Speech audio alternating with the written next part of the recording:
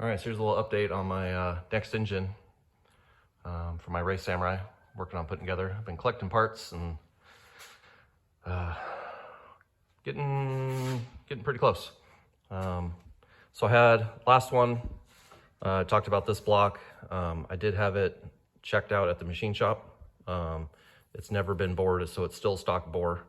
The bores are a little rough, but it's going to get bored out. I just wanted to make sure I knew where I was starting and had an estimate of what it needed to order the pistons. So that's been done. This is kind of the first series Samurai block. When they went to the G13B in, I believe it was 1990 or 91, there's some minor block differences, but really nothing too big. So this is an early style block. Then originally I was going to use this crank. This is a later style crank that has the slightly shorter stroke. That was my original plan, and then I found this one. This is a G13BB crank. So it has 8 counterweights instead of 4. They're advertised as being cast. I believe it's forged. A pretty telltale sign are these wide parting lines. You can see a comparison of these little narrow, there we go, that's a better one. These little narrow parting lines where the two halves of the mold come apart. Forging dies, the dies don't come completely together. And then another way of telling, not super scientific, but that's kind of dead, whereas that one rings out.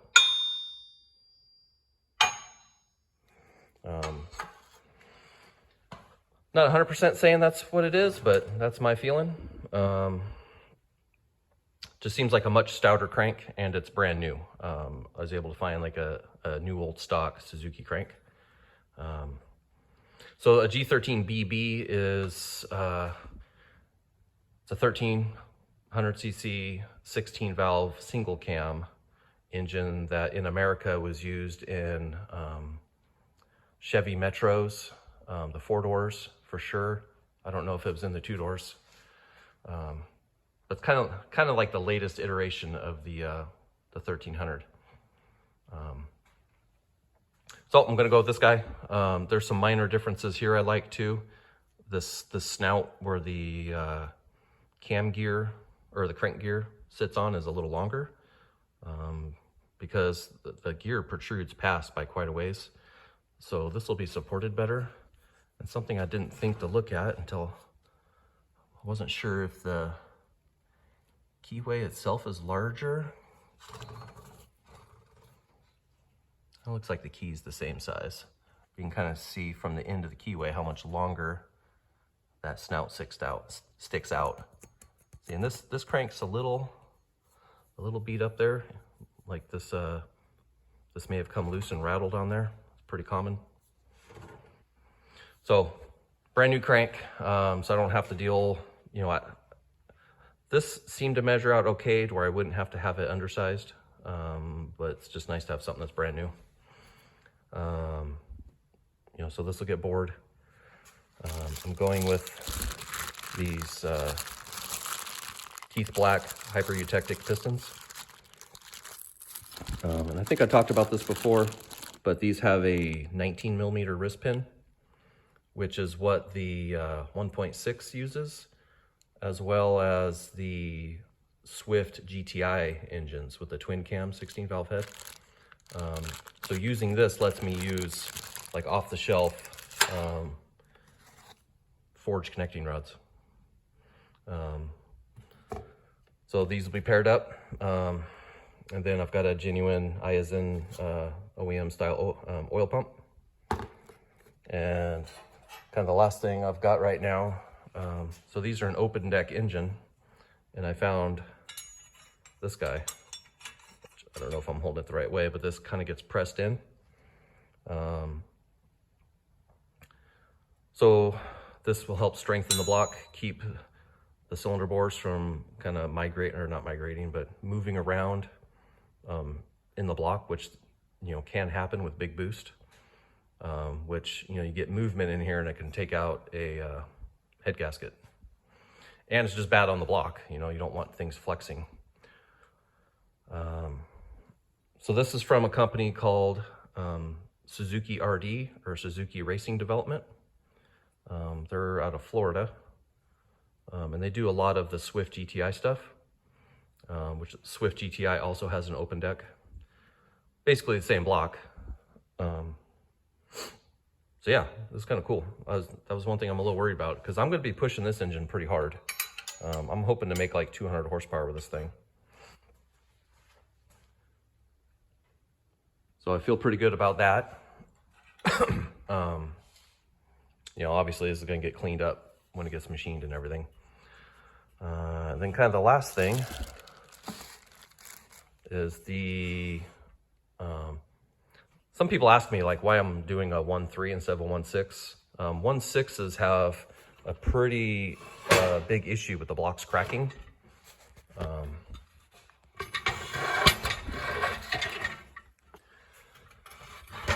And so something that Suzuki did in the later versions of the 1.6 is they added these little main stud girdles.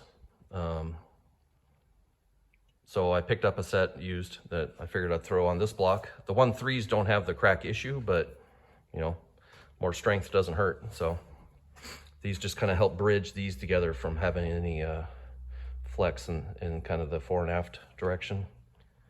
So I'm going to throw these on. What the heck? They were cheap, and like I said, anything I can do to help this thing out, I'm going to do. So my next step, now that I've got the pistons I'm going to use, you know, and this piston company supplies you know, all the documentation for the proper gap, cylinder clearance, as well as ring clearance for whatever type of application you're going to do. So that's a big thing with turbo engines, especially the ring gap. You want wider ring gap than normal to give the rings more room to grow from the extra heat. So the next thing I've got to collect, you know, I'm just kind of piecing this together slowly as I, you know, have money to spare. I've got to find a good set of bearings, and a full gasket set. And then obviously I need to get this block machined, bored out. You know, I want to have this double checked, the line bore. You know, then just cleaned all up again, and the deck surface checked and milled if needed. The pistons I chose are still dished, so they're the lower compression. You can also get these in a flat top, but I chose the dish to keep the compression lower. I didn't grab it, but I also have a newly remanufactured 1.6 8-valve head that I'm going to be running. And so once it's done, it'll be a direct replacement for the engine that's in my car now, since it's, you know, still going to be a 8-valve cylinder head. And the turbo manifold and have an intake manifold that I built was all port matched to that head. They're not quite perfect on my 1.3 head. But yeah, this thing should be a ripper. I haven't fully decided yet what I'm going to do for a cam. My first thought was just a stock cam, but I'm actually having a hard time finding a nice one that's in really good shape. So I may go with like a 260 torque mid-range cam. Because my turbo setup now seems to come on really early. The thing really starts making good boost by like 2200 RPMs. And so I want a cam that's kind of got its sweet spot in that, you know, in the same range. So yeah, that's where I'm at right now. I'm pretty excited to get this thing together. I'm pretty happy to stumble across this thing. And I still have this, this is still a relatively good crank I'll still hang on to, because I've got a couple other engines around that, one day I may need it. So a couple other little things. I'm still looking, I don't have an oil pan for this engine. Well, actually, the oil pan that's in my car now will go onto this engine because it's got the turbo drain fitting welded in. But I'll need, I got to find a good pan to go back onto that engine because it'll go into one of my other Samurais at some point.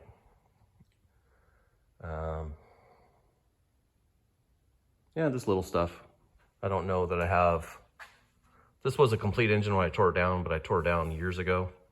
So I've got to make sure I've still got all the little pieces, the timing, the rear main housing, all the timing chain or timing belt parts, tensioner, and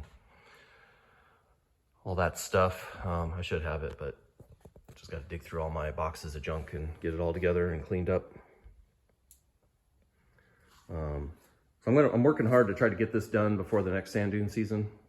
And then soon I'm going to pull my Samurai in once I've got some free space and time to, I'm going to try to put it on a bit of a diet.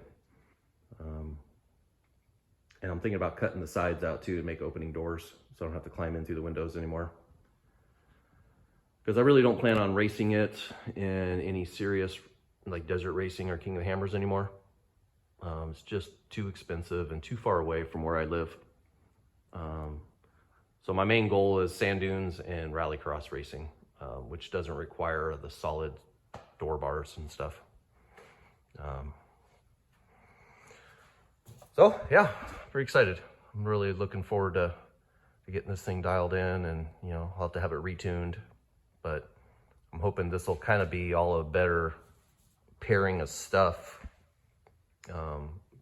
versus what I have now. Super happy with it, with how it runs now, but my whole bottom end was not built for boost, and so it's all stock stuff, and I don't know ring gap clearances and stuff, so that's why I'm staying conservative with my boost at this point at 8 pounds. My Holley fuel injection setup is capable of up to 25 pounds of boost with the sensors and stuff that it has. I don't want to go that far, but I'm thinking 14 pounds of boost or so. Should put it close to 200 horsepower. And we'll just see how it goes. But so yeah, if you got any questions on any of this stuff, I've been doing a ton of homework, and I'm getting to be pretty familiar with what's involved with all this stuff. And again, these guys, they also make this Suzuki RD, or Suzuki Racing Development. They also make a nice adjustable cam sprocket that I've got on my current engine now. So if that's something that you need, that's a good source for them. I've called those guys on the phone a couple times, and they've always been super helpful. I talked on the phone for a little while when I purchased this because I wasn't sure how it was installed, and the guy was super friendly. So I appreciate companies that will spend some time on the phone with you, because that's getting to be pretty rare. One thing I am kicking around, like these are pretty flimsy looking. I understand what they're trying to do, but I may plot this whole thing out and make a big plate that will be clearance for the crank, but have come out and grab these bolts, and as well as all the oil pan bolts, and really bridge this whole thing all together. I'm not sure if it's worth the effort, but it'd be a fun project. I'll have to have spacers because this surface is not even with that surface of the main caps, but just making little spacers would be pretty easy, and then that plate could just be flat. I'm kicking around that idea. If that's something you've done or dealt with, let me know what you think. Because really, there's not a lot to these blocks. They're pretty lightweight. So anyway, that's it for now. I'll do another video on this when I get some more progress, and that'll probably be having the short block put together with the crank and everything. I'll probably have the machine shop do the assembly of all this, just to make sure all the clearances, all the bearing clearances are perfect. I've not really done that kind of stuff myself, so something that's important like this I like to leave to the professionals, but we'll see how it goes. Thanks for watching.